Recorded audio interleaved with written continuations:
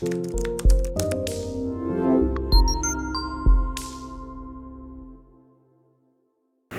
आज हम जो फॉर्मुलेशन पढ़ने जा रहे हैं वो है आनंद भैरव रस।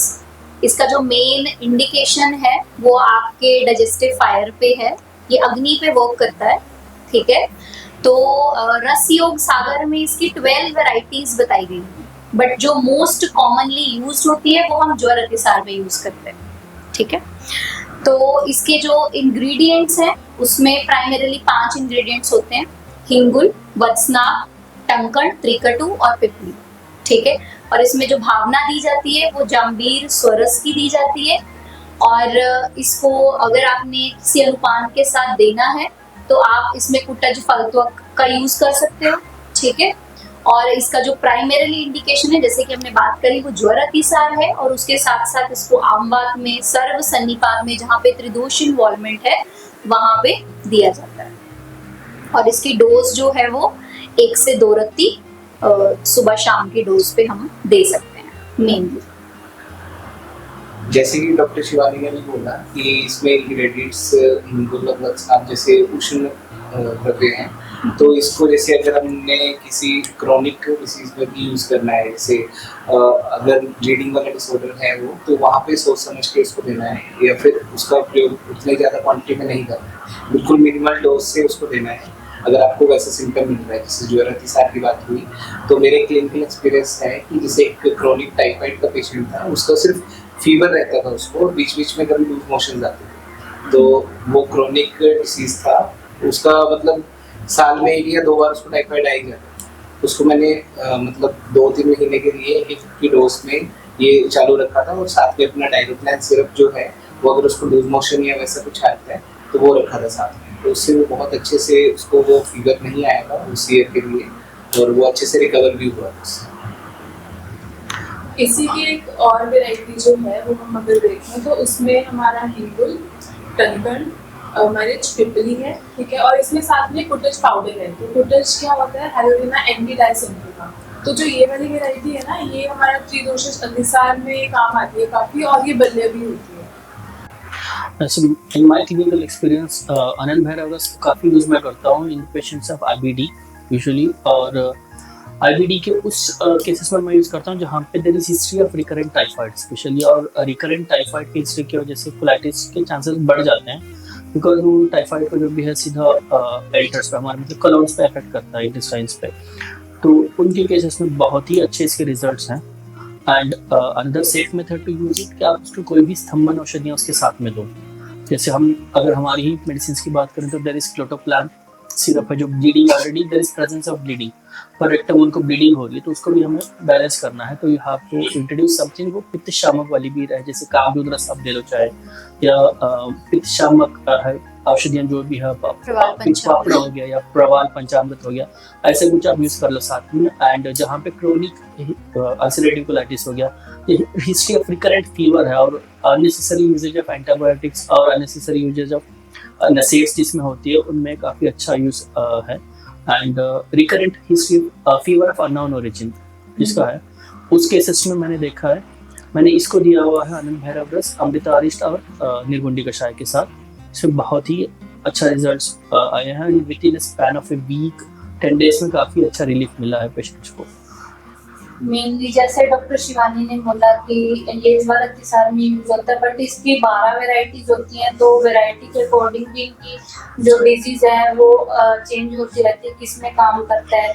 और इसको अगर हम इसमें डाइट का ध्यान रखते हैं, अगर हम आनंद भैरव रस दे रहे हैं तो हमें डाइट का भी ध्यान रखना है कि हमें उनको पेशेंट्स को कर्ड राइस दे रहे हैं और तक्र दे रहे हैं, कोल्ड वाटर या काऊ घी देना चाहिए हमें। और ये मेटाबॉलिक डिसऑर्डर में भी काफी अच्छा काम करता है, जैसे कि अगर क्रोनिक डायबिटिक का पेशेंट है तो उसमें भी काफी अच्छा काम करता है।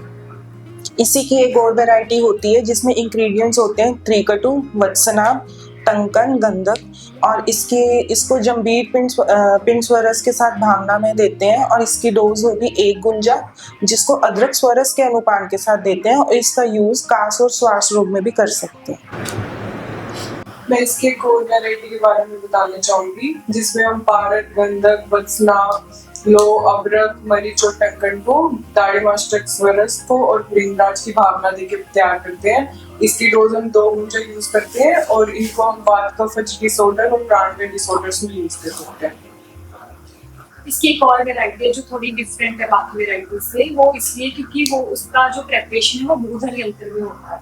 इसमें जो मेटल जैसे इसमें पारद है, गंधक है, मनशिला है, तांबूलो है, ताम्र है, स्वर्णमाक्षिक है, ये सभी इसमें मेटल्स और मिनरल्स होते हैं।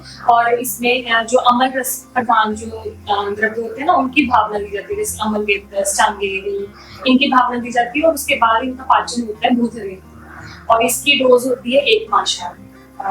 और ये है जो मंद अग्नि में मेनली यूज होते हैं, जब डाइजेस्टिव पावर को इंक्रीज करता है।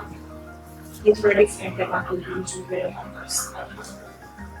मैंने एक वैरायटी का यूज़ किया हुआ है अर्श और गुल में, साथ के साथ वो काश और श्वास में भी देते हैं। इसमें इंग्रेडिएंट्स मोस्टली रहते हैं पारद, गंधक, वत्सनाभ है, त्रिकटु है और त्रिफला है। तो इनमें भावना किसी भी चीज़ की नहीं दी जाती है। इसकी डोजेज जो है वो 125 mg हम मॉर्निंग इवनिंग भी चला सकते हैं। अगर किसी की प्रकृति जो है वो ज़्यादा पित्तज है तो उसको एक ही टाइम देंगे हम। अगर जो डिस्कसिंग क्लिनिकली हम इसका यूजेज आम वात में बहुत अच्छे से कर सकते हैं, बिकॉज ये बहुत ही अच्छा आम पाचक का काम करेगी और इधर कफ को बढ़ाएगी ना वात को बढ़ाएगी। उष्ण गुण उसकी वजह से होने की वजह से। और आम वात एक सेल्फ कॉन्ट्राडिक्टरी कंडीशन है, जहाँ पे आयुर्वेद में इसके बारे में बताया गया कि इसका ट्रीटमेंट प्रिंसिपल्स ही एक दूसरे को कॉन्ट्राडिक्ट करते हैं। तो आम वात में इसका बहुत अच्छा यूज रहेगा। उसके साथ साथ आप अमर सुंदरी वटी को आप चाहे दे दो उसको कंजुगेट करने के लिए, तो बहुत अच्छा रहेगा। और अनुपान में हम इसको प्रैक्टिकली हम इसको दशमूल के साथ दे सकते हैं, अगेन वात और कफ दोनों को ही बैलेंस करेगा। निर्गुंडी का यूज यहाँ पे बहुत अच्छा रहेगा, बिल्कुल निर्गुंडी वन ऑफ द बेस्ट वातहर द्रव्य बताया गया है, वात को शमन करता है। तो आनंद भैरव रस का जो जिसमें हिंगुला और ये सब कुछ यूज हुआ है, जहाँ पे त्रिफला का यूज है, वो वाला वैरायटी हम यूज कर सकते हैं और आम वात के ट्रीटमेंट में। और जैसे सबको ही पता है कि आम वात का जब हम ट्रीटमेंट करते हैं तो सबसे इम्पॉर्टेंट है आम पाचन करना। और आम पाचन जब आप कर रहे हो तो उसमें ये भी आपको देखना ज़रूरी है कि आपका वात ना बढ़े। तो उस जगह पे आप ऐसे उसका जो हर्बल मिनरल प्रिपरेशंस है उनको यूज कर सकते हो। And another thing which I have seen which chronic cough के केसेस, ड्राई कफ में स्पेशली और विथ स्पूटम में भी, बट ड्राई कफ में मैंने इसको दिया हुआ है हनी और फ्रेशली ग्राउंडेड जिंजर जूस मिला के। कोई और उसका हिस्ट्री नहीं है, जस्ट कफ, ड्राई कफ का हिस्ट्री है। Every test and everything was negative. तो आनंद भैरव रस with freshly grounded ginger juice के साथ, एंड उसके साथ मैंने दिया हुआ है कफ केतु रस। तो अस्थमा में भी सेम हम यूज कर सकते हैं। तो ये भी काफ़ी अच्छा यूज आता है। क्रोनिक कफ के पेशेंट में तो ये बहुत ही अच्छा काम करेगा। साथ में अगर आपको दूसरे जैसे भी देना होता है तो यू कैन यूज कनकास और ये सब कुछ, उसको जो आपको उस कंडीशन के लिए उस टाइम पे जो भी आपने मैनेज कर लिया, कंजर्वेटिव मैनेजमेंट जैसे भी करना है साथ में कर सकते हैं। इसका यूजेज आप रखो तो इट इज़ वेरी बेनिफिशियल। और इसको पित्त प्रकृति के पेशेंट्स में बहुत केयरफुली और बहुत ही कॉशियसली यूज करोगे, बिकॉज इसमें विष भी है, जैसे वत्सनाभ है तो बहुत ही ज्यादा तीक्ष्ण है, एंड बाकी के हर्ब्स भी काफी ज्यादा उष्ण वीरे हैं। तो आप इसको बहुत केयरफुली और बहुत कम डोज पे जो है वो जो पित्त प्रकृति की और पित्तज कंडीशंस जो होंगी उसमें केयरफुली यूज करोगे। और बाकी की प्रिस्क्रिप्शन में कुछ ऐसी चीजें भी हों जो कि उसको बैलेंस करें। अगर हम पित्त के अभी बस वी वर डिस्कसिंग कि पित्त वाले रोगों में आपको इसको देना है तो अनुपान आप घृत रख सकते हो। घृत को तो बताया गया है कि वन ऑफ द बेस्ट पित्त वो है, वात और पित्त दोनों को बैलेंस करेगा। बट मेक श्योर कि आपके प्रिस्क्रिप्शंस में ऐसे दूसरी भी कुछ रहे जो इसको बैलेंस करे, इसकी हीट को जो है वो बैलेंस करे। और अनुपान आप चाहे अनुपान वैसे घी के साथ दे सकते हो, और इन सब पेशेंट को यू कैन एडवाइस कि घी का इस्तेमाल रखो अपने खाने में, ऐसा कुछ, सो दैट वो पित्त को बैलेंस रखे। और मार्केट में जो मेनली आपको इसकी वैरायटी देखने को मिलती है, उसका जो मेन एक्शन है, उसके इंग्रेडिएंट्स हैं वो ज्वार के साथ पे ही वर्क करते हैं। बाकी की वैरायटीज अभी मार्केट में जो है वो आती नहीं है, तो most probably with upcoming time, ठीक है, जब वो मार्केट में आएंगी तो हम उसको क्लिनिकली उन चीजों के साथ यूज जो है वो कर सकते हैं। ठीक है।